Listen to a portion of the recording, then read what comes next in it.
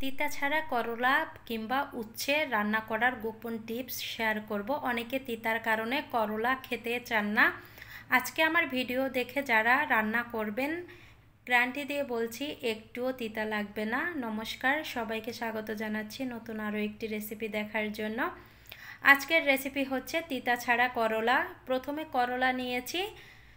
এখানে আমি এই করলা বা উচ্ছে যেটাই বলেন না কেন, এখানে 4টা নিয়েছি। 4টা আমি লম্বা লম্বা করে কেটে নিব। এখানে কিন্তু আপনারা আপনাদের পছন্দ অনুযায়ী কেটে নিতে পারেন, তবে আমি লম্বা করে কেটে নিচ্ছি। যেহেতু এখানে আলু দেব লম্বা করে, এজন্য লম্বা লম্বা করেই কেটে নিচ্ছি। এই তো আমার উচ্ছে কাটা হয়ে গেছে। এখন আমি অন্য একটা পাত্রে নিয়ে নিব। এবার তিতা না লাগার একটি কারণ হচ্ছে এখানে 2 চামচ লবণ দিয়ে আমি এই উচ্ছেগুলো ভালোভাবে মাখিয়ে নিব। অবশ্যই লবণের পরিমাণটা একটু বেশি দিবেন। আপনারা ভাবতে পারেন রান্নার সময় লবণাক্ত লাগবে, মোটেও না। মাখানো হয়ে গেছে, এটা রেস্টে রেখে দিব আমি নিচে 20 থেকে 25 মিনিট। আমি 25 মিনিট পরে ফিরে আসলাম। 25 মিনিট পরে এখনে কিন্তু জল বের হয়ে গেছে লবণ থেকে, দেখেন কতটা। এবার ভালোভাবে একটু কচলিয়ে নিতে হবে। যতটা ভালো কচলিয়ে নেওয়া হবে ভিতরে যে লবণটা আছে সেটা কিন্তু বের হয়ে যাবে। কচলিয়ে আমি ভালোভাবে ধুয়ে নিয়েছি। ধোয়ার সময় কিন্তু বারবার কচলিয়ে ধুয়ে নিতে হবে। ধোয়া হয়ে গেছে উচ্ছেগুলো। এখন আমি মাছের লবণ আর হলুদ দিয়ে দিলাম। লবণ আর হলুদ এবার আমি ভালোভাবে মিশিয়ে নিব। এখানে কিন্তু যে কোনো মাছই আপনারা ব্যবহার করতে পারেন।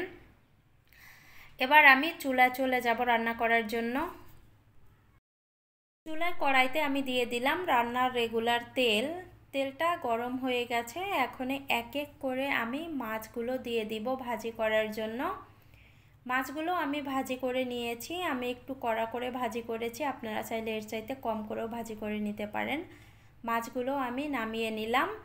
এই তেলের মধ্যেই রান্নাটা সেরে নিব। তেলের মধ্যে উচ্ছেগুলো দিয়ে এবার আমি ভাজি করে নিব। আপনারা অবশ্যই এইভাবেই রান্নাটা করে নেবেন। ভাজি হয়ে গেছে দেখেন প্রায়। এখন এই যে আমি নামিয়ে নিব এই তেল থেকে।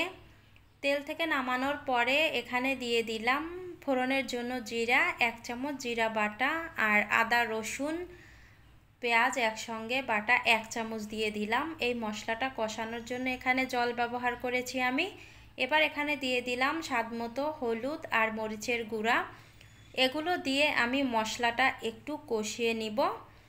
মশলাটা একটু কষিয়ে নিয়েছি। মশলার মধ্যে এখন লম্বা লম্বা করে আলু কেটে নিয়েছি, সেগুলো দিয়ে এবার মশলার সাথে ভালোভাবে কষিয়ে নিব।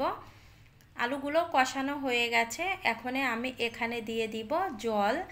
আর আলুগুলো যেহেতু কষানো হয়ে গেছে জলের পরিমাণটা অল্প দিলেই হবে। তারপরে স্বাদমতো লবণ দিয়ে আমি ঝোলটা যখন ফুটে উঠেছে তখন এখানে দিয়ে দিব ভাজি করা উচ্ছেগুলো দেওয়ার পরে আমি এখানে দিয়ে দিব মাছগুলো ভাজি করা মাছগুলো এবার দিয়ে দিলাম। দিয়ে ভালোভাবে এবার মিশিয়ে নিয়ে আরও ঝোলটা আমি শুকিয়ে নিব। কিছুটা ঝোলটা আমি শুকিয়ে নিয়েছি রান্নাটা শেষের দিকে। আর একটু ঝোলঝোল করে রাখবো, যেহেতু গরমের সময় একটু পাতলা ঝোলের তরকারি খেতেই বেশি ভালো লাগে। তরকারিটা আমি চুলা থেকে নামিয়ে নিব। আপনারা এভাবে বাসায় রান্না করবেন, দেখবেন একটুও তিতা লাগবে না, খেতে একেবারে অসাধারণ হবে। আজকের ভিডিওটা এখানে এন্ড করলাম। সবাই ভালো থাকবেন।